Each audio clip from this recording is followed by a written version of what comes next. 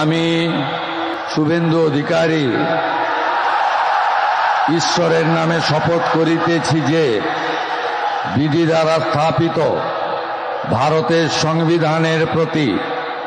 আমি অকৃত্রিম নিষ্ঠা ও আনুগত্য পোষণ করিব। আমি ভারতের সার্বভৌমত্ব ও অখণ্ডতা রক্ষা করিব। পশ্চিমবঙ্গ রাজ্যের মুখ্যমন্ত্রী রূপে আমার কর্তব্যসমূহ নিষ্ঠাপূর্বক এবং বিবেকসম্মতভাবে নির্বাহ করিব এবং ভয় বা পক্ষপাত, প্রীতি বা বিদ্বেষ রহিত হইয়া সকল শ্রেণীর জনগণের প্রতি সংবিধান ও বিধি অনুসারে